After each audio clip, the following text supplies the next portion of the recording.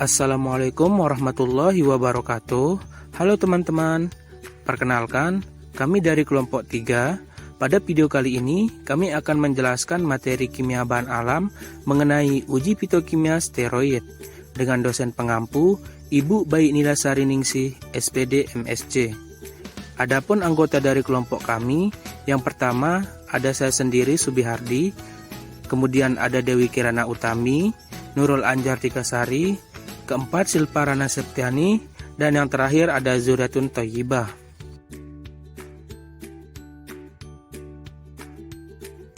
Uji fitokimia.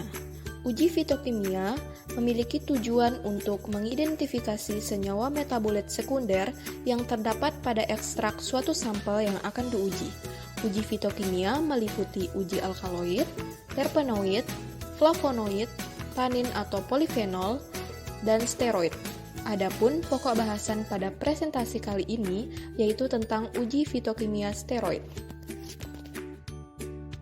Jadi, apa sebenarnya yang dimaksud dengan steroid itu? Steroid merupakan salah satu jenis triterpenoid yang mengandung sistem cincin tetrasiklik lanosterol dan kehilangan dua gugus metil pada karbon ke-4 dan karbon ke-14. Steroid merupakan salah satu turunan lipid yang memiliki struktur dasar p-hidrosiklopentanao-fenantrena, yaitu sistem dengan 3 cincin sikloheksana terpadu seperti bentuk fenantrena dan sebuah cincin siklopentana. Perbedaan jenis steroid yang satu dengan steroid yang lainnya itu terletak pada posisi gugus fungsi. Modifikasi rantai samping akan menciptakan berbagai jenis produk baru seperti sterol, saponin, kosidagliserol kardioaktif, asam empedu, dan kortikosteroid. Steroid terdiri dari beberapa jenis senyawa yang didasarkan pada efek fisiologis yang diberikan oleh masing-masing senyawa. Adapun jenis-jenis dari steroid itu sendiri, yaitu yang pertama ada sterol, yang kedua ada asam-asam empedu, yang ketiga ada hormon seks, yang keempat ada hormon adrenokortikoid, yang kelima ada aglikon kardiak, dan yang terakhir ada sapogenin. Berikut merupakan contoh-contoh dari jenis steroid. Yang pertama ada kolesterol, merupakan contoh dari sterol. Kemudian yang kedua ada asam folat, merupakan contoh dari asam-asam empedu. Yang ketiga ada testosteron, merupakan contoh dari hormon seks. Yang keempat ada kortisol, merupakan contoh dari hormon adrenokortikoid. Yang kelima ada strophantidin, merupakan contoh dari aglikon kardiak. Dan yang terakhir ada asparagosida, yaitu contoh dari sapogenin. Ekstraksi tumbuhan berikut merupakan contoh ekstraksi pada tumbuhan daun sawo manila atau Manilkara zapota berdasarkan penelitian Dila dan kawan-kawan 2022. Sampel yang berupa daun sawo manila yang telah dibersihkan dan dikeringkan dengan cara diangin-anginkan pada suhu kamar. Daun sawo manila yang telah kering kemudian dihaluskan dengan menggunakan blender. Serbuk halus daun sawo manila sebanyak 4,9 kg dimaserasi dengan menggunakan metanol selama 3 x 24 jam. Maserat yang diperoleh kemudian disaring dan dievaporasi sehingga diperoleh ekstrak kental metanol sebanyak 1,5 liter. Ekstrak kental metanol yang diperoleh selanjutnya diekstraksi dengan cara ekstraksi cair-cair, masing-masing dengan menggunakan pelarut N-heksan. Ekstrak N-heksan yang diperoleh dari proses ekstraksi cair-cair berwarna coklat kekuningan sebanyak 1,5 liter dan selanjutnya dievaporasi sehingga diperoleh ekstrak N-heksan berwarna coklat kekuningan dengan bobot 15,2507 gram.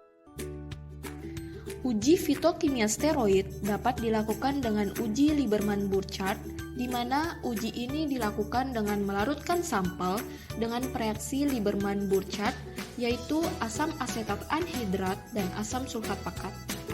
Adapun untuk tahapan uji ini, yaitu ekstrak sampel ditambahkan dengan kloroform, larutan kemudian ditambahkan dengan asam asetat anhidrat sebanyak 0,5 ml. Asam sulfat pekat sebanyak 2 ml kemudian ditambahkan melalui dinding tabung. Adanya steroid ditandai dengan terbentuknya cincin biru kehijauan seperti yang dapat kita lihat pada gambar ini. Berikut merupakan diagram uji Lieberman-Burchard.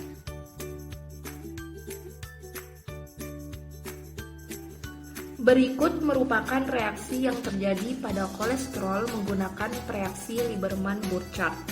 Ketika asam sulfat ditambahkan ke dalam campuran yang berisi kolesterol, maka molekul air berpindah dari gugus C3 kolesterol. Kolesterol kemudian teroksidasi membentuk 3,5 kolestadiena. Produk ini kemudian dikonversi menjadi polimer yang mengandung kromofor yang menghasilkan warna hijau. Warna ini disebabkan karena adanya gugus hidroksi yaitu OH dari kolesterol bereaksi dengan reaksi Lieberman-Burchard dan meningkatkan konjugasi dari ikatan tak jenuh dalam cincin yang berdekatan. Selain menggunakan uji Lieberman-Burchard, uji saponin juga dapat dilakukan dengan uji Salkowski.